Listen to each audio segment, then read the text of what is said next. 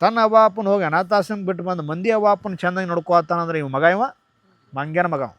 ನಿನ್ನ ಮನ್ಯಾಗ ತಿನ್ನಾಕ ಊಟ ಇಲ್ಲ, ನಿನ್ನ ಮನ್ಯಾಗ ಹೆಂಡ್ರು ಮಕ್ಕಳು ಅವ್ವ ಅಪ್ಪ ದಿನನಿತ್ಯ ಹರ್ಯಾಗಿಂದ ಸಂಜೆ ತನಕ ಅಳ್ಕೋತ್ಕೊಂಡಿರ್ತಾರೆ ಕಷ್ಟದೊಳಗೆ. ಅಂಥವ್ರನ್ನ ಬಿಟ್ಟು ಮಂದಿ ಮನ್ಯಾಗ ಯಾರೋ ಒಬ್ರು ದುಃಖದಾಗ ಅದಾರ ಅಂತ ಹೇಳಿ ಅವ್ರನ್ನ ಸಮಾಧಾನ ಮಾಡಕ್ಕೆ ಹೋಗಿಲ್ಲ. ಎಂಥ ಹುಚ್ಚ ನನ್ನ ಮಗಳೇ ಅಂದ.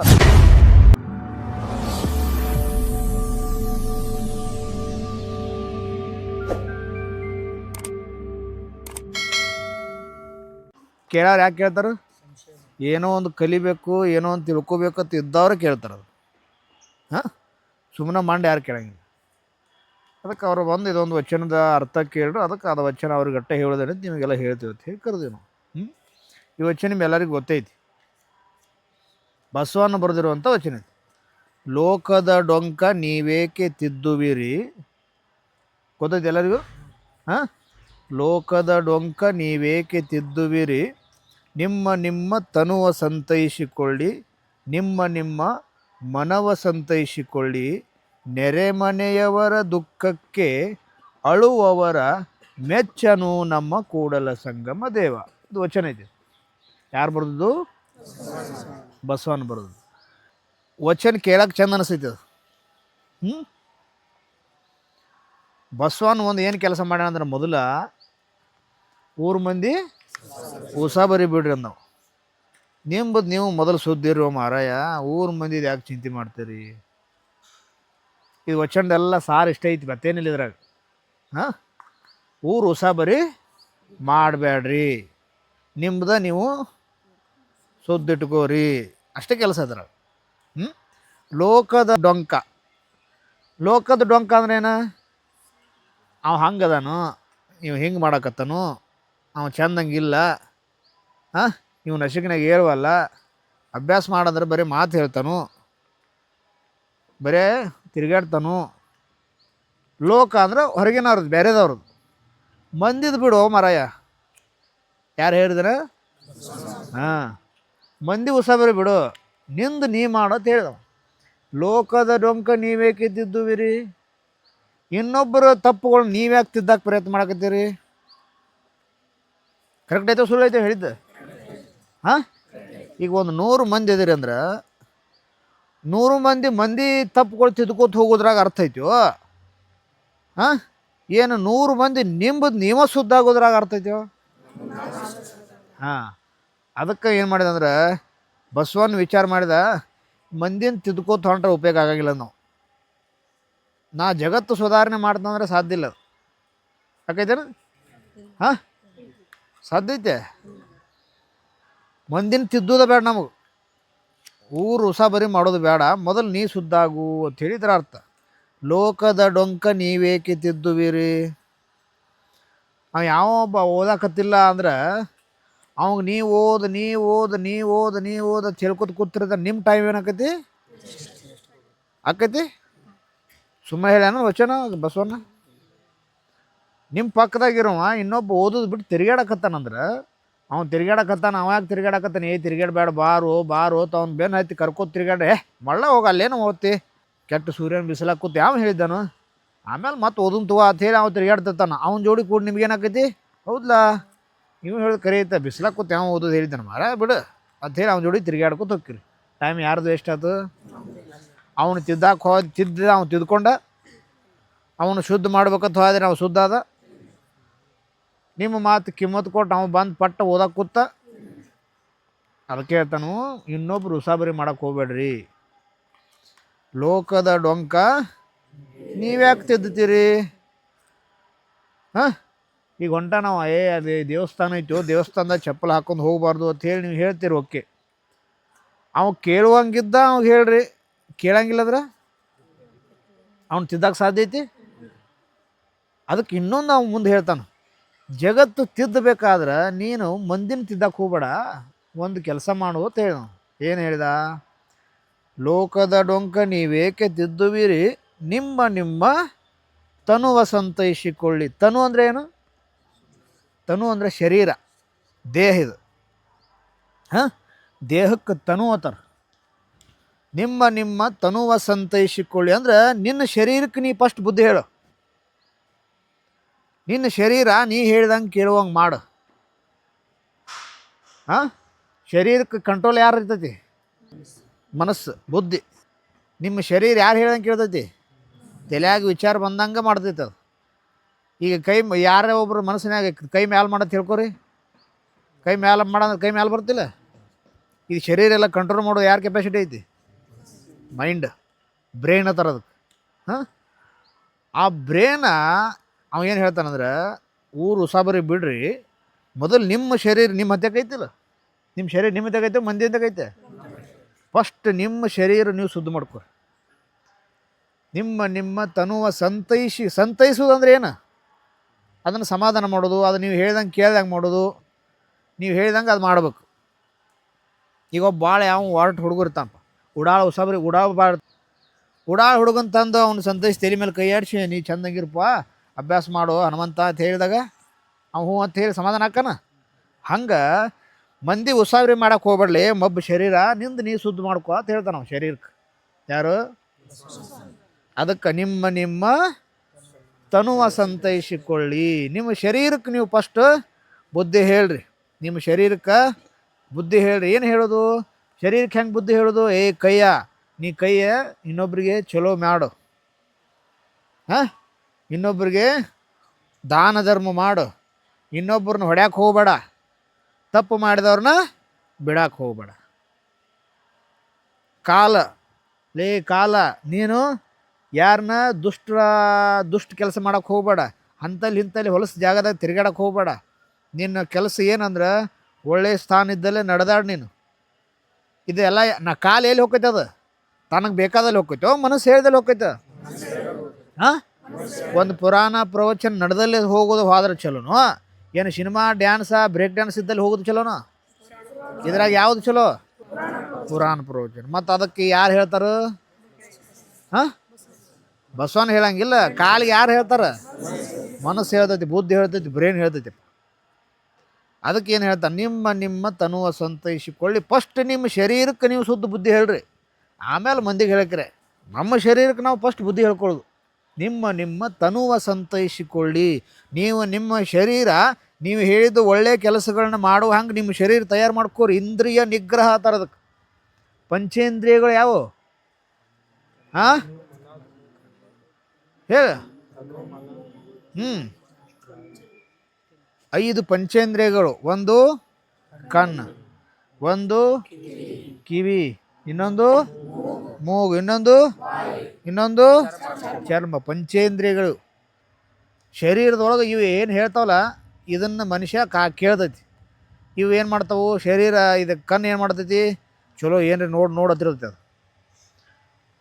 ಅದನ್ನು ನೋಡತ್ ಹೇಳಿ ಹೇಳತ್ತೈತಿ. ಅದನ್ನು ಹೇಳಂಗಿಲ್ಲ. ಇದ್ರ ಕಡೆ ನೋಡ್ಸಕ್ಕೆ ಯಾರು ಹಚ್ತಾರು? ಹಾಂ, ಗೊಂಬೆ ಆಡ್ಸವನು ಮ್ಯಾಲಂದ್ರೆ ನಮ್ಮ ಶರೀರದಾಗ ಮ್ಯಾಲ ಯಾವುದು? ಗೊಂಬೆ ಆಡ್ಸವನು. ಇಲ್ಲಿ ಶರೀರ ತಲೆಯಾಗ ಕೂತಾನ, ಮ್ಯಾಲದ ನಾವು. ಅವ ಆಡಿಸಿದಂಗೆ ಎಲ್ಲ ಆಡ್ತಾವ ಇವು. ಕೈ ಮಾಡಿದ್ರೆ ಹಿಂಗೆ ಕೈ ಮಾಡ್ತೈತಿ. ಕಣ್ಣು ಅಲ್ಲಿ ನೋಡಬೇಡ, ಇಲ್ಲಿ ನೋಡಿದ್ರೆ ಅಲ್ಲಿ ನೋಡ್ತೈತಿ. ವಾಸನೆ ಚಲೋ ಅಂತ ವಾಸನೆ ಬತ್ರ ಜಗ್ಗಿ ತಗೋತೈತಿ. ಅದ ಒಂದಿಟ್ಟು ಹೊಲಸು ವಾಸನೆ ಬತ್ತರ ಮುಚ್ಕೋತೈತಿ. ಯಾರು ಹೇಳ್ತಾರೆ ಅದನ್ನು? ಹಾಂ, ಬುದ್ಧಿ ಕೆಲಸ ಎಲ್ಲಿ ಮಾಡ್ತೈತಿ ಅಂದ್ರೆ ಅದು ಕಂಟ್ರೋಲ್ ಹಿಡಿದಿ. ಅದು ಆ ಕಂಟ್ರೋಲ್ ತಕ್ಕಂಗೆ ನಾವು ಶರೀರ ಮಾಡ್ಕೋಬೇಕು. ಅದಕ್ಕೆ ನಮ್ಮ ತನುವನ್ನು ಸಂತೈಸ್ಕೊಳ್ಬೇಕು. ಫಸ್ಟ್ ನಾವು ನಮ್ಮ ಶರೀರ ನಾವು ಕಂಟ್ರೋಲ್ ಇಟ್ಕೋಬೇಕಾದ್ರೆ ಮೊದಲು ಯಾವುದ್ರ ಮೇಲೆ ಕಂಟ್ರೋಲ್ ಆಗಬೇಕು? ತಲೆಯಾಗ ವಿಚಾರಗಳು ಕಂಟ್ರೋಲ್ ಇರ್ಬೇಕು. ತಲೆಯಾಗ ವಿಚಾರಗಳು ಕಂಟ್ರೋಲ್ ಇದ್ದು ಅಂದ್ರೆ ನಮ್ಮ ಶರೀರ ಹಿಡಿದಾಗ ಬರ್ತೈತಿ. ಬಾಯಿ ಏನಂತಿರ್ತೈತಿ? ಈಗ ಏನು ತಿನ್ನೋ ಟೈಮ್ ಆಗೈತೋ, ಬೆಲ್ ಹೊಡಿತೈತೋ, ಊಟ ಮಾಡೋ, ಸಜ್ಕ ಹೊಡಿಯೋ ಅಂತಿರ್ತೈತಿ. ಆದ್ರೆ ಬುದ್ಧಿ ಏನು ಹೇಳ್ಬೇಕು? ಅದಕ್ಕೆ ದಿನ ಊಟ ಇರ್ತೈತಿ. ಅಭ್ಯಾಸ ನಿನಗೆ ದಿನ ಸಿಗಂಗಿಲ್ಲ. 4 ವಿಚಾರಗಳು ದಿನ ಕೇಳಕ್ಕೆ ಸಿಗಂಗಿಲ್ಲ. ಊಟ ಏನು ಮಾಡ್ತೀವಿ? ಊಟ ಇನ್ನೊಂದು ತಾಸು ಬಿಟ್ರೆ ಆಮೇಲೆ ಮಾಡ್ಬೋದು. ಈಗ ಏನೋ 4 ವಿಚಾರಗಳು ಕೇಳಕ್ಕೆ ಸಮಯ ಐತಿ, ಕೇಳತ್ ಹೇಳಿ ಮನಸ್ಸು ಹೇಳ್ತಂದ್ರೆ ಅದಕ್ಕೆ ಶರೀರದ ಮ್ಯಾಲೆ ಕಂಟ್ರೋಲ್ ಐತಿ ಅಂತ ಅರ್ಥ. ಇಂದ್ರಿಯ ನಿಗ್ರಹ ತರದಕ್ಕೆ. ಬಾಯಿ ನೀವು ಹೇಳಿದ್ದನ್ನು ಮಾತಾಡಬೇಕು. ಕಣ್ಣು ನೀವು ಹೇಳಿದ್ದನ್ನು ನೋಡಬೇಕು. ಕೈ ನೀವು ಹೇಳಿದ್ದನ್ನು ಮಾಡಬೇಕು. ಕಾಲು ನೀವು ಹೇಳಿದಲ್ಲೇ ಹೋಗಬೇಕು. ನಿಮ್ಮ ಶರೀರ ಆರಾಮ್ ತಗೋ ಅಂದ್ರೆ ಆರಾಮ್ ತಗೋಬೇಕು. ಕಠಿಣ ವ್ರತ ನಿಯಮ ಪಾಲಿಸಂದ್ರೆ ಕಠಿಣವಾಗೇ ಇರ್ಬೇಕು ಶರೀರ. ನೆಲಕ್ಕೆ ಮಕ್ಕೋ ಅಂದ್ರೆ ನೆಲಕ್ಕೆ ಮಕ್ಕೋಬೇಕು. ಬಿಸಿಲಾಗೂ ನಿದ್ದೆ ಬರಬಾರ್ದು ಅಂದ್ರೆ ನಿದ್ದೆ ಬರಬಾರ್ದು. ಹಾಂ, ಇಂಥ ಬಿಸಿಲಾಗೂ ನಿದ್ದೆ ಬರಾಕತ್ತೈತೆ ಅಂದ್ರೆ ಅದು ಬರಬಾರ್ದು ಅಂತ ಹೇಳಿ ಕಂಟ್ರೋಲ್ ಯಾರ್ದಾಗಿರ್ತೈತಿ? ಹಾಂ, ಆ ಬ್ರೇನ್ ಕಂಟ್ರೋಲ್ ಇಲ್ಲ ತರ್ತ ಅದು. ಅವ ಮರಾಠಿ ಇಲ್ಲ, ತಿಳಿಯಂಗಿಲ್ಲ, ಅವನು ಸಮಸ್ಯವಾತವ, ಅದಕ್ಕೆ ನಿದ್ದೆ ಬರೋದೈತೆ ಅವ. ಹಾಂ, ನಾವು ಹೇಳ್ದಂಗೆ ನಮ್ಮ ಬುದ್ಧಿ ನಮಗೆ ಹೇಳ್ದಂಗೆ ನಾವು ಕೆಲಸ ಮಾಡಕತ್ತೀವಿ ಅಂದ್ರೆ ನಮ್ಮ ಶರೀರ ನಮ್ಮ ಕಂಟ್ರೋಲ್ನಾಗ ಐತಿ ಅಂತ ಅರ್ಥ. ಯಾರು ಮಹಾತ್ಮರಾಗ್ಯಾರ ನೋಡಿ, ಭಾಳ ಮಂದಿ ಯಾರ್ಯಾರು ದೊಡ್ಡ ದೊಡ್ಡ ಮನುಷ್ಯರಾಗ್ಯಾರ, ಯಾರ್ಯಾರು ಯೋಗಿಗಳಾಗ್ಯಾರ, ತಪಸ್ವಿಗಳಾಗ್ಯಾರ, ಅವರೆಲ್ಲರೂ ಕಣ್ಣು ನೋಡಿದಲ್ಲಿ ಹೋಗಲಿಲ್ಲ. ಅವರು ಕಣ್ಣು ನೋಡ್ಬೇಕು ಅಂದದ್ದು ನೋಡಲಿಲ್ಲ. ಅವರು ಕೈ ಮಾಡ್ಬೇಕಂದದ್ದು ಮಾಡಲಿಲ್ಲ. ಬುದ್ಧಿಗೆ ಪಾಠ ಹೇಳ್ರಿ. ಫಸ್ಟು ತಲೆಯಾಗ ವಿಚಾರಗಳನ್ನ ಶುದ್ಧ ಮಾಡಿಕೊಂಡ್ರು. ಒಳ್ಳೆಯ ವಿಚಾರಗಳನ್ನ ಬುದ್ಧಿ ಹೆಂಗೆ ಹೇಳ್ದಲ್ಲಿ ಹಂಗೆ ಮಾಡಕ್ಕೆ ಶುರು ಮಾಡ್ರಿ. ಅದಕ್ಕೆ ತನುವ ಸಂತೈಸಿಕೊಳ್ಳಿ, ಮನಸ್ಸನ್ನು ನಿಗ್ರಹ ಇಟ್ಕೋಬೇಕು. ಇಂದ್ರಿಯ ನಿಗ್ರಹ ಯಾವಾಗ ಆಕೈತೋ ಆವಾಗ ತಪಸ್ವಿ ಆಕಾನ ಮನುಷ್ಯ. ಯಾರು ತಪಸ್ಸು ಮಾಡಂಗಿಲ್ಲ ಅವರು ಅಧೋಗತಿಯನ್ನು ಪಾಲಿಸ್ತಾರ ಅಂಥೇಳಿ ಹೇಳ್ತಾರೆ. ಯಹ ನ ತಪತಿ ಸಹ ಪದ್ಧತಿ. ತಪಸ್ಸು ಯಾರು ತಪಸ್ಸು ಮಾಡಂಗಿಲ್ಲ ಅವ್ರ ಪದ್ಧತಿ ಅಂದರೆ ಬೀಳೋದು. ಗೊತ್ತೈತೆ? ಸಂಸ್ಕೃತ ಶಬ್ದ ಪದ್ಧತಿ ಅಂದ್ರೆ ಕೆಳಗೆ ಬೀಳೋದು. ಯಹ ನ ತಪತಿ, ಯಾರು ತಪಸ್ಸನ್ನು ಮಾಡಂಗಿಲ್ಲ ಅವರು ಪತತಿ, ಬೀಳ್ತಾನಂತ ಅರ್ಥ. ಅದಕ್ಕೆ ತಪಸ್ಸಂದ್ರೆ ಕಾಡ್ನ್ಯಾಗ ಕೂತು ಊಟ ಎಲ್ಲ ನೀರು ಕುಡಿದ್ಬಿಟ್ಟು ಊಟ ಬಿಟ್ಟು ಬರೀ ತಪಸ್ಸು ಮಾಡೋದಂದ್ರೆ ಅದಲ್ಲ. ಉದಾಹರಣೆ, ನೀವು ವಿದ್ಯಾರ್ಥಿಗಳಿದ್ರಲ್ಲ, ನಿಮ್ಮ ತಪಸ್ಸು ಯಾವುದು? ಅಭ್ಯಾಸ ಮಾಡೋದು ಒಂದು ದೊಡ್ಡ ತಪಸ್ಸು. ವಿದ್ಯಾರ್ಥಿ ಜೀವನದಾಗ 3-4 ತಾಸು ಪೂಜೆ ಮಾಡ್ಕೋತಾನಂದ್ರೆ ಅವನಷ್ಟು ಹುಚ್ಚ ಯಾರೂ ಇಲ್ಲ. ವಿದ್ಯಾರ್ಥಿ ಜೀವನದಾಗ ಯಾವುದು ತಪಸ್ಸು? ವಿದ್ಯಾರ್ಥಿ ಜೀವನದಾಗ ವಿದ್ಯೆ ಅಭ್ಯಾಸ ಮಾಡೋದು ಒಂದು ದೊಡ್ಡ ತಪಸ್ಸು. ಇನ್ನು ಬೇರೆ ಯಾವುದೂ ತಪಸ್ಸಲ್ಲ. ವಿದ್ಯಾರ್ಥಿಯಾಗಿದ್ದು ನಾನು ಹರ್ಯಾಗಿಂದ ಸಂಜೆ ತನಕ ತಪಸ್ಸು ಮಾಡ್ತನು, ಅನುಷ್ಠಾನ ಮಾಡ್ತನು, ಒಂದೊಂದು ತಿಂಗಳು ಮೌನ ಅನುಷ್ಠಾನ ಮಾಡ್ತನು, ಒಂದೊಂದು ತಿಂಗಳು ಜಪ ಮಾಡ್ತನು ಅನ್ಕೋತ್ಕೊಂಡು ಬಾರ್ದ. ಜಪ ಮಾಡೋಕೆ ಅನುಷ್ಠಾನ ಮಾಡೋಕೆ ಒಂದು ಸಮಯ ಐತಿ. ಆದ್ರೆ ವಿದ್ಯಾರ್ಥಿ ಜೀವನದಾಗ ಅವೆಲ್ಲ ಅಲ್ಲ. ಸಂಕ್ಷಿಪ್ತ ನಿಯಮ ಏನೈತೋ ನಿಮ್ಮದು, ಆ ನಿಯಮ ಪಾಲಿಸೋದು, ಮುಂದೆ ಯಾವುದಕ್ಕೆ ತೊಡಗೋದು. ವಿದ್ಯಾರ್ಥಿಗಳಿಗೆ ವಿದ್ಯಾಭ್ಯಾಸ ಮಾಡೋದು ಒಂದೇ ತಪಸ್ಸು. ವಿದ್ಯಾರ್ಥಿಗಳು ಬಿಡ್ರಿ, ಒಬ್ಬ ತಾಯಿ ಅದಾಳ, ತಾಯಿ ಮಗು ಒಂದು ಗಂಡು ಮಗುನ ಹಡ್ದಾಳ. ಆ ಮಗು 1 ತಿಂಗಳು 2 ತಿಂಗಳು ಅಥವಾ ಒಂದು 15 ದಿವಸದ ಕೂಸೈತಿ. ಆಕೆಗೆ ತಪಸ್ಸು ಯಾವುದು? ನಾನು ದೇವ್ರ ಪೂಜೆ ಮಾಡಬೇಕು. ದೇವ್ರ ಪೂಜೆ 2-3 ತಾಸು ದೇವ್ರ ಪೂಜೆ ಮಾಡ್ಕೋತ ಕೂತ್ಲ ಅಂದ್ರೆ ಹುಡುಗ ಹಸುವಾಗಿ ಏನಾಕೈತದ ಒಳಗೆ? ಆಕೆ ಹುಚ್ಚೋ ಶಾನೇನೋ? ಆಕೆ ತಪಸ್ಸು ಯಾವುದು? ಆ ಮಗುನ ಜೋಪಾನ ಮಾಡೋದ ಒಂದು ದೊಡ್ಡ ತಪಸ್ಸು. ಹೌದಾ? ತನ್ನ ಮಗುವನ್ನು ಜೋಪಾನ ಮಾಡೋದ ಒಂದು ದೊಡ್ಡ ತಪಸ್ಸಾಕಿ. ಅದಕ್ಕಿಂತ ಬೇರೆ ತಪಸ್ಸನೇ ಇಲ್ಲ. ಅದನ್ನು ಬಿಟ್ಟು ಆ ಬೇರೆ ತಪಸ್ಸು ಮಾಡ್ತಾಳಂದ್ರೆ ಆಕಿ ಹುಚ್ಚ ತಿಳ್ಕೊಂಬಿಡೋದು ನಾವು. ಒಬ್ಬ ಈ ಪಾರ್ಕ್ನಾಗ ಕೆಲಸ ಮಾಡೋದನಪ್ಪ, ಒಬ್ಬ ಕೆಲಸ ಈ ಪಾರ್ಕ್ನಾಗ ಅಥವಾ ಈ ಗಿಡಗಳನ್ನ ಬೆಳೆಸೋದು ಒಂದು ಡ್ಯೂಟಿ ಅವ್ನು ಕೊಟ್ಟೈತಿ. ನೋಡಪ್ಪ, ನಿನಗೆ 1 ವರ್ಷ ಈ ಪಾರ್ಕ್ನಾಗಿರುವಂಥ ಎಲ್ಲ ಗಿಡಗಂಟಿಗಳನ್ನ ಚೆಂದಾಗಿ ಬೆಳೆಸಬೇಕು, ಇದು ನಿನ್ನ ಕೆಲಸ. ಅವು ಮಾಡುವಂಥ ತಪಸ್ಸು ಯಾವುದು?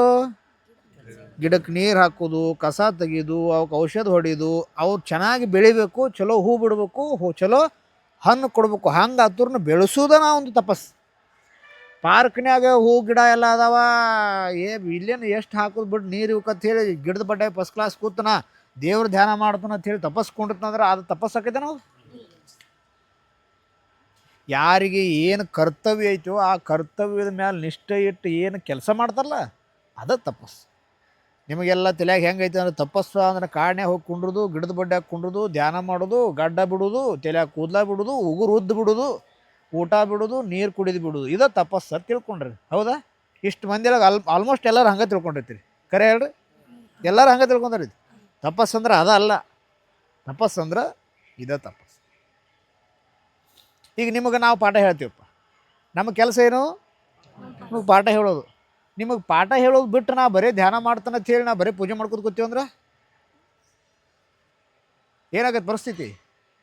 200 ಮಂದಿ ಅದಿರಪ್ಪ. ಈಗ ನೀವು ಪಾಠ ಹೇಳಿದ್ಬಿಟ್ಟು ನಾ ಬರೀ ಪೂಜೆ ಮಾಡ್ತಾನೋ, ತಪಸ್ಸು ಮಾಡ್ತೀವಿ, ದೇವ್ರ ಧ್ಯಾನ ಮಾಡ್ತೀವಿ ಅಂಥೇಳಿ ಬರೀ ಲಿಂಗ ಹಿಡ್ಕೊಂಡು ಕೂತೀವಿ ಅಂದ್ರೆ ಆ ಲಿಂಗ ಬಂದು ನಿಮಗೆ ಪಾಠ ಹೇಳ್ತಾನ? ನಮ್ಮ ಕರ್ತವ್ಯ ಏನು? ಪಾಠ ಹೇಳೋದು, ಅದನ್ನು ಮಾಡೋದು. ಆದ್ರೆ ನಿಯಮಿತ ಸಮಯದೊಳಗೆ ನಾವು ಏನು ಮಾಡಬೇಕು ಅದನ್ನು ಮಾಡಬೇಕು. ಅದಕ್ಕೆ ಅದನ್ನು ಮಾಡೋದೈತೆ ಅಂತೇಳಿ ಇದನ್ನು ಬಿಡೋದಿಲ್ಲ, ಇದನ್ನು ಮಾಡೋದೈತೆ ಅಂತೇಳಿ ಅದನ್ನು ಬಿಡೋದಿಲ್ಲ. ಆದರೆ ಸಮಯ ಯಾವುದಕ್ಕೆ ಹೆಚ್ಚು ಕೊಡಬೇಕು? ತಪಸ್ಸು ಅಂದ್ರೆ ಅದೇ ತಪಸ್ಸು. ನಿಮಗೆ ಚೆಂದಂಗೆ ಒಂದು 3 ವರ್ಷ ನಾವು ಪಾಠ ಹೇಳಿ ಚೆಂದಂಗೆ ತಯಾರು ಮಾಡಿ ನೀವು ಚಲೋ ತಯಾರಾಗಿ ಮುಂದೆ ಇಲ್ಲಿ ಯಡೂರಾಗಿ ಇದ್ದದಕ್ಕೆ ಸಾರ್ಥಕ ಆಯ್ತಪ್ಪ ಅಂಥೇಳಿ ನಿಮಗೆ ಒಂದು ಮನಸ್ಸಿನಾಗ ಬತ್ತು ಅಂದ್ರೆ ನಮ್ಮ ತಪಸ್ಸು ಫಲಿಸ್ತು ಅಂತ ಅರ್ಥ. ಅದು ನಮ್ಮ ತಪಸ್ಸು ಜೊತೆಗೆ ನಿಮ್ಮದು ತಪಸ್ಸು ಇರ್ತೈತೆ. ಅದು ಯಾವಾಗ ಆ ತಪಸ್ಸು ಫಲಿಸ್ತಾವಂದ್ರೆ ಪೂರ್ತಿ ಸಕ್ಸಸ್ ಆಗ್ಬೇಕು ಅವನ ಜೀವನದಾಗ. ವಿದ್ಯಾಭ್ಯಾಸ ಪೂರ್ಣ ಮಾಡಿ ಜೀವನದಾಗ ಯಶಸ್ವಿ ಆದ ಅಂದ್ರೆ ಅವಾಗ ತಪಸ್ಸು ಫಲಿಸ್ತ. ಅದಕ್ಕೆ ಬಸವನ ಹೇಳ್ತಾರೋ, ಊರು ಉಸಾಬರಿ ಮಾಡಬೇಡ್ರಿ, ನಿಮ್ಮ ಶರೀರ ನಿಮ್ಮ ಮನಸ್ಸು ನಿಮ್ಮ ಹಿಡಿತದಾಗ ಇಟ್ಕೊಳ್ರಿ, ನಿಮ್ಮ ತನುವ ಸಂತೈಸಿಕೊಳ್ಳಿ ಅಂದು. ಮತ್ತು ಮುಂದೆ ಎರಡನೇದ್ದು ನಿಮ್ಮ ಮನವ ಸಂತೈಸಿಕೊಳ್ಳಿ. ಯಾಕೆ ಅದನ್ನು ಫಸ್ಟ್ ತನು ಅಂದ, ಆಮೇಲೆ ಮನಸ್ಸು ಯಾಕಂದ ಅಂದ್ರೆ ಫಸ್ಟ್ ತನು ಅಂದರೆ ಶರೀರ, ಅದ್ರ ಒಳಗಿರುವಂಥದ್ದು ಮನಸ್ಸು. ಇನ್ಕ ಹೇಳಿದಿನ ಈ ಶರೀರ ಯಾವುದು ಕಂಟ್ರೋಲ್ ಮಾಡ್ತೈತಿ? ಬ್ರೈನ್ ಅಂದ್ರೆ ನಮ್ಮ ಮನಸ್ಸು, ವಿಚಾರ. ನಮ್ಮ ಶರೀರ ಕಂಟ್ರೋಲ್ ಮಾಡಬೇಕಾಗಿತ್ತು ಅಂದ್ರೆ ಮೊದಲು ಅದನ್ನೇನು ಹೇಳಿದ? ನಿಮ್ಮ ತನುವ ಸಂತೈಸಿಕೊಳ್ಳಿ. ತನು ಸಂತೈಸಿಕೊಳ್ಳೋದು ಅಂದ್ರೆ ಬರೀ ಚಲೋ ಸಾಬೂನು ಹಚ್ಕೊಂಡು ಜಳಕ ಮಾಡೋದು, ಹೇರ್ ಸ್ಟೈಲ್ ಕಟಿಂಗ್ ಮಾಡ್ಕೊಳ್ಳೋದು, ಫೇರಿನ್ ಲವ್ಲಿ ಹಚ್ಕೋದು, ಚೆಂದಂಗೆ ಅಲಂಕಾರ ಮಾಡೋದು, ಚಲೋ ಅರಿವಿ ಹಾಕೋದು, ತನುವ ಸಂತೈಸಿಕೊಳ್ಳಿ. ತನು ಸಂತೈಸಿಕೊಳ್ಳೋದು. ತನು ಅಂದರೆ ಶರೀರ ಚಲೋ ಆಗ್ಬೇಕಾಗಿತ್ತು ಅಂದ್ರೆ ಬರೀ ಮ್ಯಾಲೆ ನೋಡೋಕೆ ಚಂದ ಅಲ್ಲ, ಒಳಗೆ ಶರೀರ ಸರಿ ಆಗ್ಬೇಕಾಗಿತ್ತು ಅಂದ್ರೆ ಗುಣಗಳು ಒಳ್ಳೆಯ ಇರ್ಬೇಕು. ಅದಕ್ಕೆ ಏನು ಮಾಡ್ತಾರೆ? ಪರೋಪಕಾರಾರ್ಥಂ ಇದಂ ಶರೀರಂ ಅಂತ ಹೇಳ್ರಿ. ಪರೋಪಕಾರ ಮಾಡೋಕೆ ಇದು ಶರೀರ ಐತಿ. ಈ ಶರೀರಕ್ಕೆ ಒಂದಿಷ್ಟು ಪರೋಪಕಾರ ಮಾಡುವಂಥ ಗುಣ ಬತ್ತು ಅಂದ್ರೆ ಬಸವಣ್ಣ ಹೇಳಿದ ಮಾತು ನಮ್ಮಲ್ಲಿ ಅಳವಡನೆ ಆಗೈತಿ ಅಂತ ತಿಳ್ಕೊಂಬಿಡೋದು. ನಿಮ್ಮ ತನುವ ಸಂತೈಸಿಕೊಳ್ಳಿ. ಈ ತನು ಸಂತೈಸ್ಕೊಳ್ಬೇಕಾಗಿತ್ತು ಅಂದ್ರೆ ಒಂದು ಬೇಕಲ್ಲ. ಮತ್ತು ತನು ಹೆಂಗೆ ಸಂತೈಸ್ಕೊಳ್ತೀರಿ ನೀವು? ಈ ಕೈ ಹಿಂಗೆ ಪಟ್ನ ಹೋಗಿ ಹೊಡಿತೈತಿ ಅಂದ್ರೆ ಈ ಕೈ ಹಿಡಿದ್ರೆ ಹಾಕೈತೇನ? ಎಷ್ಟೊತ್ತು ಹಿಡಿಯವ ಈ ಕೈ? ಎಷ್ಟೊತ್ತು ಹಿಡಿಯವ ಹೇಳಿ? ನೀ ಕೈ 1 ತಾಸು ಹಿಡಿದು, 2 ತಾಸು ಹಿಡಿದು, 3 ತಾಸು, 1 ದಿವಸ ಹಿಡಿದಿಪ್ಪ, ನಾಳೆ ಬ್ಯಾಸರಾಗಿ ಬಿಡಾಮಲ್ಲ, ಆವಾಗ ಮತ್ತೆ ಕೊಡ್ತೈತಿ ಅದು ಕೈಯ. ತನು ಸಂತೈಸಕ್ಕೆ ಬರೋಂಗಿಲ್ಲ ನಮಗೆ. ತನು ಸಂತೈಸ್ಬೇಕಂದ್ರೆ ನಮ್ಮ ಶರೀರ ನಮ್ಮ ಕೈಯಾಗ ಕಂಟ್ರೋಲ್ನಾಗಿರ್ಬೇಕಂದ್ರೆ ಮೊದಲು ಏನು ಮಾಡ್ಬೇಕಂದ್ರೆ ಮನಸ್ಸಿಗೆ ನಾವು ಬುದ್ಧಿ ಹೇಳ್ಬೇಕು. ನಿಮ್ಮ ಮನವ ಸಂತೈಸಿಕೊಳ್ಳಿ. ಮ್ಯಾಲ ಗಿಡ ಚಂದ ಐತಿ, ಫಸ್ಟ್ ಕ್ಲಾಸ್ ಐತಿ, ಮ್ಯಾಲ ಹೂ ಬಿಡ್ತೈತೆ ಅಂತ ಹೇಳಿ ಮ್ಯಾಲ ಗೊಬ್ಬರ ಹಾಕಿರ ಏನಾಗೈತಿ? ಸುಟ್ಟು ಹೋಗೈತೆ ಅದು. ಸುಟ್ಟ ಹೋಗೈತೆ ಕಾವಿಗೆ. ಮ್ಯಾಲ ಗಿಡ ಹೋಗಿ ಚಂದ ಮಸ್ತ್ ಹೂ ಬಿಡತೈತಿ, ಚಲೋ ಎಲೆ ಆಗ್ಯಾವ ಅಂತೇಳಿ ಒಂದು ಕಟ್ಟಿ ಒಂದು ಟ್ಯಾಂಕ್ ಗಟ್ಲೆ ಮಾಡಿ ಅವು ಗಿಡ ಎಲ್ಲ ನೀರಾಗ ನಿಂದಿಸಿರ ಎಲ್ಲಿ ಹಾಕ್ಬೇಕು ನೀರು? ಅದಕ್ಕೆ ಎಲ್ಲಿ ಗೊಬ್ಬರ ಹಾಕ್ಬೇಕು? ಹೆಂಗೆ ಒಂದು ಗಿಡಕ್ಕೆ ಚಂದಾಗಿ ಬೆಳಿಬೇಕಾಗಿತ್ತು ಅಂದ್ರೆ ಮಣ್ಣು ತಳಗ ಬೇರುಗಳಿಗೆ ಹೆಂಗೆ ನಾವು ಅದಕ್ಕೆ ಗೊಬ್ಬರ ನೀರು ಉಣಿಸಿದ್ರೆ ಮ್ಯಾಲ ಗಿಡ ಚಂದ ಬೆಳಿತಿತ್ತು, ನಮ್ಮ ಶರೀರ ಶುದ್ಧ ಆಗ್ಬೇಕಾಗಿತ್ತು ಅಂದ್ರೆ, ನಮ್ಮ ಶರೀರ ನಮ್ಮ ಕಂಟ್ರೋಲ್ನಾಗ ಇರಬೇಕಾಗಿತ್ತಂದ್ರೆ, ನಮ್ಮ ಶರೀರ ನಾವು ಹೇಳ್ದಂಗೆ ಕೇಳಬೇಕಾಗಿತ್ತಂದ್ರೆ ಎದಕ್ಕೆ ನಾವು ಬುದ್ಧಿ ಹೇಳಬೇಕು? ಒಳಗಿರುವಂಥ ಮನಸ್ಸಿಗೆ ನಾವು ಬುದ್ಧಿ ಹೇಳಬೇಕು. ಒಂದು ವೇಳೆ ಒಳಗಿರುವಂಥ ಮನಸ್ಸಿಗೆ ಬುದ್ಧಿ ಹೇಳಕ್ಕೆ ನಾವು ಸಕ್ಸಸ್ ಆದೀವಿ ಅಂದ್ರೆ ಈ ಶರೀರ ಏನು ಮಾಡ್ತೈತಿ? ಏನೂ ಕಿತಿಮೆ ಮಾಡೋಂಗಿಲ್ಲ. ಹಿಂಗೆ ಬಡಿಬೇಕಂದ್ರೆ ಮನಸ್ಸು ಏನು ಹೇಳ್ದೆ? ಬಡಿಬೇಡ, ಕೈ ಹಿಡಿ, ಮನಸ್ಸು ನಮಗೆ ಹೇಳ್ಬಿಡ್ತೈತೆ ಅದು. ಹೌದಾ? ಅದಕ್ಕೆ ನಮ್ಮ ತನುವ ಸಂತೈಸಿಕೊಳ್ಬೇಕು. ತನುವ ಸಂತೈಸಿಕೊಳ್ಳಕ್ಕೆ ಹಾದು ಯಾವುದು? ನಮ್ಮ ಮನ ಸಂತೈಸಿಕೊಳ್ಬೇಕು. ಮನಸ್ಸನ್ನು ಶುದ್ಧವಾಗಿರ್ಬೇಕು. ಅದಕ್ಕೆ ಹೇಳ್ದ, ಊರು ಉಸಾಬರಿ ಮಾಡೋಕ್ಕೆ ಹೋಗ್ಬೇಡ್ರಿ, ಅವ್ರು ಹಂಗದಾರ ಇವ್ರು ಹಿಂಗದಾರ ಅಂತೇಳಿ ಮಂದಿ ಉಸಾಬರಿ ಮಾಡೋಕ್ಕೆ ಹೋಗ್ಬೇಡ್ರಿ. ನೀವು ಏನು ಮಾಡ್ಬೋದು? ಮೊದಲ ನಿಮ್ಮ ತನುವ ಸಂತೈಸಿಕೊಳ್ಳಿ, ನಿಮ್ಮ ಮನವ ಸಂತೈಸಿಕೊಳ್ಳಿ ಹೇಳಿ ಮತ್ತೊಂದು ಮಾತು ಹೇಳ್ತಾನೆ, ಉದಾಹರಣೆ ಹೇಳ್ತಾನೆ ನಾವು. ನೆರೆಮನೆಯವರ ದುಃಖಕ್ಕೆ ಅಳುವವರ ಮೆಚ್ಚ ನಮ್ಮ ಕೂಡಲ ಸಂಗಮ ದೇವ. ಮಂದಿ ಮನೆಗೆ ತ್ರಾಸಾಗೈತೆ ಅಂತ ಹೇಳಬೇಡ, ಅಳಬೇಡ. ಯಾಕೆ ಮಂದಿ ಮನೆಗೆ ತ್ರಾಸ ಆಗೈತೆ ಅಂತ ಅಳ್ಬೇಕಾಗಿತ್ತಂದ್ರೆ ನಿನ್ನ ಮನ್ಯಾಗ ನೀ ಸುದ್ದಿರ್ಬೇಕು. ಮಂದಿ ಮನೆ ಜಗಳ ಬಗೆಹರ್ಸಕ್ಕೆ ಹೋಗ್ಬೇಕಾಗಿತ್ತಂದ್ರೆ ಮೊದಲು ನಿಮ್ಮ ಮನ್ಯಾಗ ಜಗಳ ಇರಬಾರ್ದು. ಇನ್ನೊಬ್ಬರಿಗೆ ನಾಲ್ಕು ಬುದ್ಧಿ ಮಾತು ಹೇಳ್ಬೇಕಾಗಿತ್ತಂದ್ರೆ ನಿನ್ನ ಒಳಗೆ ಮೊದಲು ಬುದ್ಧಿ ಇರಬೇಕು. ಅದಕ್ಕೆ ಹೇಳ್ತಾನವ, ನೆರೆಮನೆಯವರ ದುಃಖಕ್ಕೆ ಅಳುವವರ ಮೆಚ್ಚ ನಮ್ಮ ಕೂಡಲ ಸಂಗಮ ದೇವ. ನಿನ್ನ ಮನ್ಯಾಗ ತಿನ್ನಕ ಊಟ ಇಲ್ಲ, ನಿನ್ನ ಮನ್ಯಾಗ ಹೆಂಡ್ರು ಮಕ್ಕಳು ಅವ್ವ ಅಪ್ಪ ದಿನನಿತ್ಯ ಹರ್ಯಾಗಿಂದ ಸಂಜೆ ತನಕ ಅಳ್ಕೋತ್ಕೊಂಡಿರ್ತಾರೆ ಕಷ್ಟದೊಳಗೆ. ಅಂಥವ್ರನ್ನ ಬಿಟ್ಟು ಮಂದಿ ಮನ್ಯಾಗ ಯಾರೋ ಒಬ್ರು ದುಃಖದಾಗ ಅದಾರ ಅಂತ ಹೇಳಿ ಅವ್ರನ್ನ ಸಮಾಧಾನ ಮಾಡಕ್ಕೆ ಹೋಗಿಲ್ಲ. ಎಂಥ ಹುಚ್ಚ ನನ್ನ ಮಗಳೇ ಅಂದರು. ಮಂದಿ ಮನೆಗೆ ಸಮಾಧಾನ ಮಾಡಕ್ಕೆ ಹೋಗಿಲ್ಲ, ನಿನ್ನ ಮನ್ಯಾಗ ನೀನು ನೋಡ್ಕೊ. ನಿನ್ನ ತಾಟ್ನ್ಯಾಗ ನಿನ್ನ ತಾಟ್ನಾಗ ಎಮ್ಮೆ ಕರ ಬಿದ್ದೈತಿ, ಅದು ಬಿಟ್ಟು ಮಂದಿ ತಾಟ್ನಾಗ ಬಿದ್ದಿರುವಂಥ ನೊಣ ತೆಗ್ಯಾಕೆ ಹೋಗಿಲ್ಲ ಹುಚ್ಚ ಅಂದ್ರೆ ಅವ್ರು. ಇದ್ರ ತಾತ್ಪರ್ಯ ಏನಂದ್ರೆ ಮಂದಿ ದುಃಖಕ್ಕೆ ನೀವು ಸಮಾಧಾನ ಮಾಡಕ್ಕೆ ಹೋಗ್ಬೇಡ್ರಿ ಅಂತ ಅರ್ಥ ಅಲ್ಲದ. ಮಂದಿ ದುಃಖದೊಳಗದಾರ ಅಂದ್ರೆ ಅವ್ರಿಗೆ ಸಮಾಧಾನ ಮಾಡಬೇಡ್ರಿ ಅಂತ ಅರ್ಥ ಅಲ್ಲ. ಅದಕ್ಕಿಂತ ಮೊದಲು ನೀವು ಮೊದಲು ಸಮಾಧಾನ ಆಗಿರ್ರಿ. ನಿಮ್ಮ ಮನ್ಯಾಗ ದುಃಖ ಇತ್ತು ಅಂದರೆ ಮಂದಿ ಮನ್ಯಾಗ ದುಃಖಕ್ಕೆ ನೀವು ಸಮಾಧಾನ ಮಾಡೋಕೆ ಹೋಗೋಕೆ ಆಗಂಗೇ ಇಲ್ಲ, ನಿಮಗೆ ಆಗಂಗಿಲ್ಲ.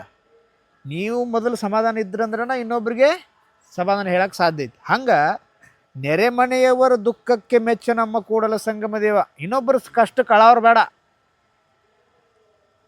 ನಿನ್ನ ಮನ್ಯಾಗ ನಿನ್ನ ಮಗ 10ನೇ ಸಾಲಿಗೆ ಹೊಂಟಾನಂದ್ರೆ ಅವಂಗೊಂದು ಬುಕ್ ಕೊಡ್ಸಂಗಿಲ್ಲ, ಪೆನ್ ಕೊಡ್ಸಂಗಿಲ್ಲ. ಅವ ಯಪ್ಪ ಒಂದು ಬುಕ್ಕು ಪೆನ್ನು ಕೊಡ್ಸಂದ್ರೆ ರೊಕ್ಕಿಲ್ಲ ಅಂತ ಹೇಳ್ತಿ. ಯಾರೋ ಹಾದ್ಯಾಗ ಮತ್ತೆ ಯಾರೋ ಒಬ್ಬರ ಮನೆಗೆ ಹೋಗಿ ಆ ಹುಡುಗರಿಗೆ ಸಾಲಿ ಫೀ 10,000 ರೂಪಾಯಿ ಫೀ ತುಂಬ್ತಿ ಅಂದ್ರೆ ನೀ ಶನೆ? ಶನೇನ? ನೆರೆಮನೆಯವರ ದುಃಖಕ್ಕೆ ಅಳುವವರ ಮೆಚ್ಚ ನಮ್ಮ ಕೂಡಲ ಸಂಗಮ ದೇವ. ಇನ್ನೊಬ್ರಕ್ಕೆ ಹೆಲ್ಪ್ ಮಾಡ್ಯಾನಂತ ಹೇಳಿ ನಿಂದ ನೀ ಮನ್ಯಾಗ ಸರಿ ಇಲ್ಲ, ಮಂದಿಗೆ ಹೆಲ್ಪ್ ಮಾಡಿ ಅಂದ್ರೆ ನೀನು ಪರಮಾತ್ಮ ನಿನ್ನನ್ನು ಮೆಚ್ಚಂಗಿಲ್ಲ ಅಂತ ಅರ್ಥ. ಅದಕ್ಕೆ ನಾವು ಏನು ಮಾಡ್ಬೇಕಂದ್ರೆ ಮೊದಲು ನಂಬದು ನಾವು ಸುದ್ದಿರ್ಬೇಕು. ಇನ್ನೊಬ್ಬರನ್ನ ಏನಾದರೂ ತಪ್ಪು ಅವನಲ್ಲಿ ಕಾಣ್ತು ಅಂದ್ರೆ ಆ ತಪ್ಪು ನನ್ನ ಹಂತಕ್ಕೆ ಐತೇನೋ ಅಂತೇಳಿ ಫಸ್ಟ್ ನಮ್ಮನ್ನು ನಾವು ಸ್ಕ್ಯಾನ್ ಮಾಡ್ಕೊಂಡ್ಬಿಡ್ಬೇಕು. ಅವ ಇವತ್ತು ನಸಿಕಿನಾಗ 5ಕ್ಕೆ ಎದ್ದಿಲ್ಲ, 4ಕ್ಕೆ ಎದ್ದಿಲ್ಲ, ಇವತ್ತು 7 ಗಂಟೆಗೆ ಎದ್ದಾನೋ ಅಂದ್ರೆ ನಾವು ಅವನಿಗೆ ಇವತ್ತು ನೀ ಯಾಕೆ ಹೇಳಲಿಲ್ಲೋ ಅಂತ ಹೇಳಬೇಕಾಗಿತ್ತು ಅಂದ್ರೆ ನಾವು ದಿನ ಕರೆಕ್ಟ್ 4 ಗಂಟೆಗೆ ಹೇಳ್ತೀವನೋ ಅಂತ ವಿಚಾರ ಮಾಡಬೇಕು. ವಿದ್ಯಾರ್ಥಿ ಧರ್ಮ ಏನು, ಈ ಪಾಠಶಾಲೆ ನಿಯಮ ಏನು, ನಸಿಕಿನಾಗ 4 ಗಂಟೆಗೆ ಹೇಳೋದೈತೆ ಅಂದ್ರೆ ಎಲ್ಲರೂ ಅದನ್ನು ಪಾಲಿಸಬೇಕು. ಇನ್ನೊಬ್ಬ ಯಾರೋ ಎದ್ದಿಲ್ಲ ಅಂಥೇಳಿ ಅವ್ಗೆ ಹೇಳಾಕತ್ತೀವಿ ಅಂದ್ರೆ ನಾವು 8ಕ್ಕೆ ಎದ್ದಿರ್ತೀವಿ, ಅವ 7ಕ್ಕೆ ಎದ್ದಿರ್ತಾನೆ, ನಾವು 8ಕ್ಕೆ ಎದ್ದಿರ್ತೀವಿ. ಆಮೇಲೆ ನಾಷ್ಟ ಮಾಡಿ 9-10 ಗಂಟೆಗೆ ಎಲೆ ಏನು ಹುಚ್ಚ ನಸಿಕಿನಾಗ 4 ಗಂಟೆಗೆ ಹೇಳೋದು ಬಿಟ್ಟು 7ಕ್ಕೆ ಎದ್ದಿಲ್ಲ ಅಂಥೇಳಿ ಅವ್ನು ಕೇಳಕ್ಕೆ ಹೋದ್ರೆ ಏನಾಗುತ್ತೆ ಪರಿಸ್ಥಿತಿ? ಅಲ್ಲೇ ಹುಚ್ಚ ನನ್ನ ಮಗನ, ಮೊದಲು ನೀ 9ಕ್ಕೆ ಎದ್ದಿ ಅದನ್ನು ನೋಡ್ಕೊ, ನೀನು ನನಗೇನು ಹೇಳಕ್ಕೆ ಬರ್ತೀವಿ ಹೋಗತ್ತ ನಾವು ಅತಾನಿಲ್ಲ ಸಹಜ ಅದು. ಅದಕ್ಕೆ ನೆರೆಮನೆಯವರ ದುಃಖಕ್ಕೆ ಅಳುವವರ ಮೆಚ್ಚ ನಮ್ಮ ಕೂಡಲ ಸಂಗಮ ದೇವ ಅಂದ್ರೆ ನಿಂದು ನೀ ಸುದ್ದಿಟ್ಕೊ. ನಿಂದ ನಿನಗೆ ಸುದ್ದಿಲ್ಲ, ಮಂದಿಗೆ ಹೆಂಗೆ ಹೇಳಕ್ಕೆ ಹೋಗಿ ಹಿಂಗೆ ಹೇಳಬೇಡ ಅಂತ ಅರ್ಥ ಅದರದು. ಇನ್ನೊಬ್ರ ಕಷ್ಟಕ್ಕೆ ನೀ ಹೆಲ್ಪ್ ಆಗಬೇಡ ಅಂತ ಅಲ್ಲ ಅರ್ಥ. ನಿಂದು ನೀ ಮೊದಲು ಸರಿಯಾಗಿ ಇಟ್ಕೋ. ನಿನ್ನ ಹೆಂಡ್ರು ಮಕ್ಕಳು, ನಿಂದು ಜೀವನ, ನಿನ್ನ ಕರ್ತವ್ಯ ನೀ ಸರಿಯಾಗಿ ನೋಡ್ಕೋ. ನಿಂದು ಸರಿಯಾಗಿತ್ತು ಅಂದರೆ ಇನ್ನೊಬ್ಬರಿಗೆ ಹೇಳು, ಇನ್ನೊಬ್ಬರಿಗೆ ಹೆಲ್ಪ್ ಮಾಡು ಅಂಥೇಳಿ ಆ ವಚನದ ತಾತ್ಪರ್ಯ. ಲೋಕದ ಡೊಂಕ ನೀವೇಕೆ ತಿದ್ದುವಿರಿ, ನಿಮ್ಮ ನಿಮ್ಮ ತನುವ ಸಂತೈಸಿಕೊಳ್ಳಿ, ನಿಮ್ಮ ನಿಮ್ಮ ನೆರೆಮನೆಯವರ ದುಃಖಕ್ಕೆ ಅಳುವವರ ಮೆಚ್ಚ ನಮ್ಮ ಕೂಡಲ ಸಂಗಮ ದೇವ. ನಿಮ್ಮವ್ವ ಅಪ್ಪನ ಅನಾಥಾಶ್ರಮದಾಗ ಹೋಗಿಬಿಟ್ಟು ಬಂದಿರ್ತೀರಿ, ನಿಮ್ಮವ್ವ ಅಪ್ಪನ ವೃದ್ಧಾಶ್ರಮಕ್ಕೆ ಹೋಗಿಬಿಟ್ಟು ಬಂದಿರ್ತೀರಿ. ಪಕ್ಕದ ಮನೆಯಲ್ಲಿರುವಂತಹ ಅವ್ರ ಮಕ್ಕಳಿಗೆ ನೀವು ಹೇಳ್ತಿರ್ತೀರಿ, ಏಯ್ ನಿಮ್ಮವ್ವ ಅಪ್ಪಗ ಚೆಂದಾಗಿ ಊಟ ಅದು ಕೊಡು, ಚೆಂದಾಗಿ ನೋಡ್ಕೊ, ಅವ್ರ ದವಾಖಾನೆಗೆ ತೋರಿಸು. ನಿಮ್ಮವ್ವ ಅಪ್ಪ ಎಲ್ಲರ ನಿಮ್ಮವ್ವ ಅಪ್ಪನ ನಿನಗೆ ಸಾಕೋದಾಗಲಾರ್ದ ಹೋಗಿ ವೃದ್ಧಾಶ್ರಮದಾಗ ಇಟ್ಟು ಬಂದು ಪಕ್ಕದ ಮನೆ ಅವ ಹೆಂಗೆ ನೋಡ್ಕೊತಿರ್ತಾನೆ ಸಾಧ್ಯ ಆದಷ್ಟವ ಅವಂಗೆ, ನೀನು ಚೆಂದಾಗಿ ನಿಮ್ಮವ್ವ ಅಪ್ಪ ನೋಡ್ಕೊ, ನೀನು ಭಾಳ ಕಷ್ಟಪಟ್ಟು ಬೆಳೆಸ್ಯಾರವರು, ಅವ್ರಿಗೆ ಕಷ್ಟ ಕೊಡಬೇಡ, ಮಂದಿಗೆ ಉಪದೇಶ ಮಾಡು. ಸರಿ ಏನು ಪರಿಸ್ಥಿತಿ ಇದೆ? ತನ್ನ ತಾಟ್ನ್ಯಾಗ ಎಮ್ಮೆ ಕರ ಬಿದ್ದರು ಮಂದಿ ತಾಟ್ನ್ಯಾಗ ನನ ತೆಗೆದ ಪರಿಸ್ಥಿತಿ ಇಲ್ಲ. ತನ್ನ ಅವ್ವ ಅಪ್ಪನ ಹೋಗಿ ವೃದ್ಧಾಶ್ರಮದಾಗ ಇಟ್ಟು ಬಂದ, ತನಗೆ ಸಾಕೋದು ನೀಗಲಾರ್ದಕ್ಕೆ ತನ್ನ ಅವ್ವ ಅಪ್ಪನ ಹೋಗಿ ಅನಾಥಾಶ್ರಮ ಬಿಟ್ಟು ಬಂದು ಮಂದಿ ಅವ್ವ ಅಪ್ಪನ ಚೆಂದಾಗಿ ನೋಡ್ಕೋತಾನಂದ್ರೆ ಇವ ಮಗ ಮಂಗ್ಯನ ಮಗ ಹೌದಿಲ್ಲ. ಅದಕ್ಕೆ ಫಸ್ಟ್ ಏನು ಮಾಡ್ಬೇಕಂದ್ರೆ ಒಂದೇ ವಿಚಾರ ಮಾಡ್ಬೇಕು, ನಮ್ಮದು ನಾವು ಸುದ್ದಿರಬೇಕು. ಇನ್ನೊಬ್ಗೆ ಯಾವಾಗಾರ ಏನಾರ ಹೇಳಕತ್ತೀವಿ ಅದಕ್ಕಿಂತ ಮೊದಲು ನಾವು ಅದರೊಳಗೆ ಶುದ್ಧ ಅದೀವಿ ನೋಡೋದು. ಯಾವಾಗಾರ ಇನ್ನೊಬ್ಬನ ಮೇಲೆ ಯಾವುದೋ ಭಾವದೊಳಗೆ ನಮಗೆ ಕೆಟ್ಟದ ಅನಿಸ್ತು, ಆ ವಿಷಯದಾಗ ನಾವು ಶುದ್ಧ ಅದೀವನ ತಲೆಯಾಗಿ ವಿಚಾರ ಮಾಡ್ಕೊಳ್ಳೋದು. ವಿದ್ಯಾರ್ಥಿ ಜೀವನದೊಳಗೆ ಇದು ಭಾಳ ಇಂಪಾರ್ಟೆಂಟ್. ಆ ದೇವರು ಇದೊಂದು ವಚನದ ಅರ್ಥ ಕೇಳು ಅವರೊಬ್ಬರಿಗೆ ಹೇಳಿಬಿಡ್ಬೋದಾಗಿತ್ತು. ನಾವು ನಿಮ್ಗೆಲ್ಲರಿಗೂ ಯಾಕೆ ಕರೆದೀವಿ ಅಂದ್ರೆ ಈ ವಿಚಾರದೊಳಗೆ ಒಂದು 4 ವಿಚಾರಗಳನ್ನ ನೀವು ತಿಳ್ಕೊಂಡು ನಿಮ್ಮ ಜೀವನದಾಗ ಅದನ್ನು ಅಳವಡಿಸ್ಕೊಂಡ್ರಿ ಅಂದ್ರೆ ಜೀವನದೊಳಗೆ ಈ ವಚನ ಬಸವನ ಬರೆದಕ್ಕೂ ಸಾರ್ಥಕ ಆಕೈತಿ. ಪಾಪ ಅವ್ನು ಕಷ್ಟಪಟ್ಟು ಬರೆದಿಟ್ಟು ಹೋದ ಬಸವಣ್ಣ. ಆ ವಚನಗಳು ನಾವು ಕೇಳಿ ತಿಳ್ಕೊಂಡು ಅದನ್ನು ನಮ್ಮ ಜೀವನದಾಗ ನಾವು 100 ಮಂದಿ ಒಳಗೆ ಒಬ್ಬರು ನಮ್ಮ ಜೀವನದಾಗ ಅಳವಡಿಸ್ಕೊಂಡ್ವಿ ಅಂದ್ರೆ ಬಸವನ ಬರೆದಕ್ಕೂ ಸಾರ್ಥಕ ಆಯ್ತು. ಬಸವನ ಮ್ಯಾಲೆ ಯಪ್ಪ ಮಾರಾಯ ಅಷ್ಟು ಕಷ್ಟಪಟ್ಟು ಅವಾಗ ಮಸಿ ಪೆನ್ನ ತೊಗೊಂಡು ಬರೆದು ಇಟ್ಟಿನಿ, ಅವಾಗ ಇಟ್ಟದಕ್ಕೆ ಈಗರೇ ಚಲೋ ಆತ್ಲ ಅಂಥೇಳಿ ಮ್ಯಾಲೆ ಬಸವನ ತೃಪ್ತಿ ಪಡ್ತಾನೆ. ಅದನ್ನು ಬಿಟ್ಟು ನಿಮಗೆ ಸುದ್ದಿಲ್ಲ, ಊರು ಮಂದಿ ಉಸಾಬರಿ ಮಾಡೋಕ್ಕೆ ಹೋದ್ರಿ ಅಂದ್ರೆ ಅಳುವವರ ಮೆಚ್ಚ ನಮ್ಮ ಕೂಡಲ ಸಂಗಮ ದೇವ. ನಿಂದು ಸುದ್ದಿ ಇಟ್ಕೊಳ್ಳಾರ್ದ ಮಂದಿಗೆ ಸುದ್ದಿ ಮಾಡೋಕ್ಕೆ ಹೋದೆ ಅಂದ್ರೆ ನಿಮ್ಮನ್ನು ಮೆಚ್ಚಂಗಿಲ್ಲವ ಪರಮಾತ್ಮ. ಅದಕ್ಕೆ ಪರಮಾತ್ಮ ಮೆಚ್ಚಬೇಕಾಗಿದ್ರೆ ಏನು ಮಾಡೋದು? ಮೊದಲು ನಾವು ಸುದ್ದಿ ಇರೋದು. ದೇಶ ಸುಧಾರಣೆ ಮಾಡಬೇಕಾಗಿತ್ತು, ಜಗತ್ತು ಸುಧಾರಣೆ ಮಾಡಬೇಕಾಗಿತ್ತು. ಜಗತ್ತಿಗೆ ಪಾಠ ಹೇಳೋದಲ್ಲ, ನಾವೊಬ್ಬ ಸುಧಾರಣೆ ಆದ ಅಂದ್ರೆ ನಮ್ಮನ್ನು ನೋಡಿ ನನ್ನ ನೋಡಿ ನಮ್ಮ ಮನೆಯೊಳಗೆಲ್ಲ ಸುಧಾರಣೆ ಆಕ್ಕಾರ. ನಮ್ಮ ಮನೆಯೊಳಗೆ ಸಂಸ್ಕಾರ ಬಿತ್ತು ಅಂದ್ರೆ, ನಮ್ಮ ಮನೆಯೊಳಗೆ ನಾವು ಸುಧಾರಣೆ ಆದೀವಿ ಅಂದ್ರೆ ನಮ್ಮ ಮನೆ ನೋಡಿ ಪಕ್ಕದ ಮನೆ ಇಬ್ಬರು ನಮ್ಮನ್ನು ನೋಡಿ ಅವರು ಸುಧಾರಣೆ ಆಕ್ಕಾರ. ನಮ್ಮ ಮನೆ ಅವ್ರ ಮನೆ ಎರಡೂ ಕೂಡ ಟೋಟಲ್ 3-4 ಮನೆ ಸುಧಾರಣೆ ಆದವು ಅಂದ್ರೆ ಇವ್ರು ಎಷ್ಟು ಚಲೋ ಅದಾರಲ್ಲ, ಇವ್ರು ಎಷ್ಟು ಸಂಸ್ಕಾರವಂತರದಾರ ಅಂಥೇಳಿ ನಿಮ್ಮ ಓನೆಲ್ಲ ಸುಧಾರಣೆ ಆಕೈತಿ. ನಿಮ್ಮ ಓನ್ ಸುಧಾರಣೆ ಆತಂದ್ರೆ ನಿಮ್ಮ ಊರಾಗೂ ಇನ್ನು ಬೇರೆ ಬೇರೆ ಊರದ್ದು ಓಣ್ಯವ್ರು ಏನು ಮಾಡ್ತಾರಂದ್ರೆ ನೋಡೋ ಆ ಓಣ್ಯನವ್ರು ಎಷ್ಟು ಚಲೋ ಅದಾರ, ನಸಿಗ್ನಾಗ ಹೇಳ್ತಾರ, ಮನೆ ಮುಂದೆ ಕಸ ಹೊಡಿತಾರ, ರಂಗೋಲಿ ಹಾಕ್ತಾರ, ಮಕ್ಕಳಿಗೆ ಒಳ್ಳೆಯ ಬುದ್ಧಿ ಹೇಳ್ತಾರ, ಸಾಯಂಕಾಲ ಆ ಥರ ಟಿ ವಿ ಬಂದ್ ಮಾಡಿ ಎಲ್ಲರೂ ಕೂಡಿ ಮಕ್ಕಳನ್ನ ಅಭ್ಯಾಸ ಮಾಡಕ್ಕೆ ಹಚ್ತಾರ. ಇಂಥ ಸಂಸ್ಕಾರ ನಾವು ನಮ್ಮ ಓಣ್ಯಾಗೂ ಬೆಳೆಸ್ಕೊಳ್ಳೋದು ಏನು ಮಾಡ್ತಾರೆ ಮಂದಿ ನಿಮ್ಮ ಓಣ್ಯಾಗಿಂದ ನೋಡಿ ಇನ್ನೊಂದು ಓಣ್ಯಾಗ ಪಾಲಿಸ್ತಾರೆ. ಹಿಂಗೆ ಒಂದು ನೋಡಿ ಊರೆಲ್ಲ ಈ ಸಂಸ್ಕಾರ ಪಾಲಿಸಕತ್ತೈತಿ. ಒಂದು ಊರಾಗ ಮನೆ ಪೇಪರ್ನಾಗ ಬಂದೈತಿ, ಸಾಯಂಕಾಲ 7 ಗಂಟೆ ಆತಂದ್ರೆ 7ರಿಂದ 9 ಗಂಟೆ ತನಕ ಯಾರೂ ಮನ್ಯಾಗ ಟಿ ವಿ ಹಚ್ಚಂಗಿಲ್ಲ, ಯಾರೂ ಮನ್ಯಾಗ ಮೊಬೈಲ್ ಹಿಡಿಯಂಗಿಲ್ಲ. 7 ಗಂಟೆಗೆ ಒಂದು ಸೈರನ್ ಹಾಕ್ತಾರೆ. ಆ ಸೈರನ್ ಹಾಕಿದ ಕೂಡಲೇ ಮನ್ಯಾಗ ಟಿ ವಿ ಬಂದು ಮೊಬೈಲ್ ಸ್ವಿಚ್ ಆಫ್, ಮೊಬೈಲ್ ಎಲ್ಲರೂ ಒಗೆದು ಸಾಧ್ಯ ಇದ್ರೆ ಬುಕ್ ಓದ್ಕೊತ್ಕೊಂಡಿರ್ತಾರೆ. ಮಕ್ಕಳಿಗಂತೂ ಅಭ್ಯಾಸ ಮಾಡಕ್ಕೆ ಹಚ್ತಾರೆ. ಇನ್ನು ದೊಡ್ಡವ್ರಿಗೆ ಬುಕ್ ಓದೋ ಅವಕಾಶ ಇತ್ತು ಬುಕ್ ಓದ್ತಾರೆ, ಇಲ್ಲಾಂದ್ರೆ ಕಟ್ಟಿ ಕೂತು ಮಾತು ಹೇಳ್ತಾರೆ 2 ತಾಸು, ಇಲ್ಲಾಂದ್ರೆ ಕೆಲಸ ಇದ್ದರೂ ಕೆಲಸ ಮಾಡ್ತಾರೆ. ಒಂದು ಊರಾಗ ಈಗ ನಡೆದೈತೆ ಸದ್ದ ಅದು.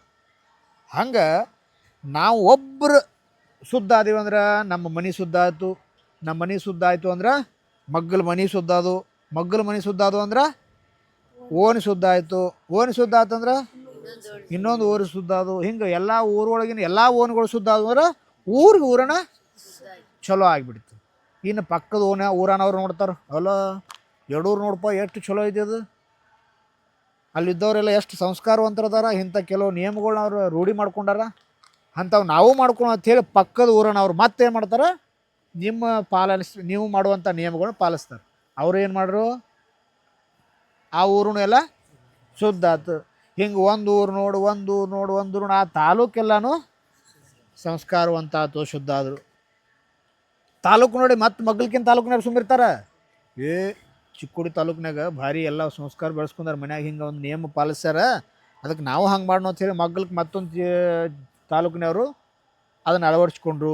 ಇದನ್ನು ನೋಡಿ ಜಿಲ್ಲಾ ಆಯ್ತು, ಜಿಲ್ಲಾದವ್ರು ನೋಡ್ಕೊಂಡು ಎಲ್ಲ ಜಿಲ್ಲಾ ಎಷ್ಟು ನೋಡಪ್ಪ ಬೆಳಗಾವಿ ಜಿಲ್ಲೆ ಎಷ್ಟು ಚಲೋ ಐತೆ ಅಂತ ಹೇಳಿ ಹಿಂಗೆ ಇದನ್ನು ನೋಡಿ ಮತ್ತು ಬೇರೆ ಪಕ್ಕದ ಜಿಲ್ಲಾದವರು ಅದನ್ನು ಅಳವಡಿಸ್ಕೊಂಡ್ರು. ಇಡೀ ಕರ್ನಾಟಕ ರಾಜ್ಯ ಎಲ್ಲ ಸಂಸ್ಕಾರವಂತ ಆಯ್ತು, ಒಳ್ಳೆ ವಿಚಾರಗಳನ್ನ ಅಳವಡಿಸ್ಕೊಂಡ್ರು, ತಾವ ಚಲೋ ಆದರು. ಕರ್ನಾಟಕದವ್ರು ನೋಡಿ ಎಲ್ಲ ಯಾರು ಚಲೋ ಅದಾರ ಅಂಥೇಳಿ ಮಗ್ಳಿಗೆ ಉಳಿದ ರಾಜ್ಯಗಳೆಲ್ಲ ಅವರು ಇದನ್ನು ಅಳವಡಿಸ್ಕೊಂಡ್ರು. ಇಡೀ ಹಿಂಗೆ ಒಂದು ರಾಜ್ಯ ಅನ್ಕೋದು ಇಡೀ ಭಾರತ ತುಂಬ ಎಲ್ಲನೂ ಆ ಸಂಸ್ಕಾರ ಬೆಳೀತು. ನೀನು ಆ ಭಾರತ ಚೇಂಜ್ ಮಾಡ್ತಾನೆ ತಂದ್ರೆ ಹಾಕಿತ್ತನು, ಇಲ್ಲೇ ಕುಂತು ಬಿಡಿ ಭಾರತ ದೇಶದಾಗಿನ ಅವ್ರು ಎಲ್ಲರನ್ನೂ ಸಂಸ್ಕಾರವಂತ ಮಾಡ್ಬೇಕು, ಎಲ್ಲರನ್ನೂ ಚಲೋ ಮಾಡ್ಬೇಕು. ಅಂದ್ರೆ ಆಕೈತೆ. ಎಲ್ಲಿಂದ ಶುರು ಆಗ್ಬೇಕದು? ನನ್ನಿಂದ ಶುರು ಆಗ್ಬೇಕು. ನಾವೇನು ಅನ್ಕೋತಿರ್ತೀವಲ್ಲ ನಮ್ಮಿಂದ ಶುರು ಆಗ್ಬೇಕು. ಬರೀ ಸೃಷ್ಟಿ ಬದಲಾಯಿಸ್ಬೇಕಂತ ಹೇಳಿ ಅನ್ನೋ ಅವಶ್ಯಕತೆ ಇಲ್ಲ. ನಮ್ಮ ದೃಷ್ಟಿ ಬದಲಾಯಿಸ್ಬಿಟ್ರೆ ಸಾಕು. ಜಗತ್ತು ಸುಧಾರಣೆ ಮಾಡ್ತಂದ್ರೆ ನೀ ಎಲ್ಲಿಂದ ಹೋಗಿ ಅಲ್ಲಿಂದ ಶುದ್ಧ ಮಾಡ್ತಂದ್ರೆ ಆಗಂಗಿಲ್ಲ. ಮೊದಲು ನಿನ್ನಿಂದ ಶುರು ಆಯಿತು ಅಂದ್ರೆ ಇಡೀ ಜಗತ್ತೆಲ್ಲ ಶುದ್ಧ ಆಕೈತಿ. ಅದಕ್ಕೆ ಲೋಕದ ಡೊಂಕ ನೀವೇಕೆ ತಿದ್ದುವಿರಿ, ನಿಮ್ಮ ನಿಮ್ಮ ನಿಮ್ಮ ನಿಮ್ಮ ನೆರೆಮನೆಯವರ ಅಳುವವರನ್ನು ಭಗವಂತ ಯಾರನ್ನ ಮೆಸ್ತಾನಂದ್ರೆ ನಿಂಬದಷ್ಟ ನೀವು ಚಂದಂಗೆ ಇರ್ರಿಪ್ಪ ಮಾರಾಯ, ನೀವು ಚಂದಂಗೆ ಇದ್ರಂದ್ರೆ ಮಂದಿದ ಬಗ್ಗೆ ವಿಚಾರ ಮಾಡಿರಿ ಅಂಥವ್ರನ್ನಷ್ಟ ಭಗವಂತ ಮೆಸ್ತಾನೆ. ಅದಕ್ಕೆ ಏನು ಮಾಡೋದಂದ್ರೆ ಮೊದಲು ನಾವು ಚಲೋ ಇರೋದು, ಆಮೇಲೆ ಮಂದಿಯನ್ನು ಚಲೋ ತಂಗಿ ನೋಡ್ಕೊಳ್ಳೋದು. ಇಷ್ಟು ಮಾಡ್ತೀರಿ? ಹಾಂ, ನಡ್ರಿ.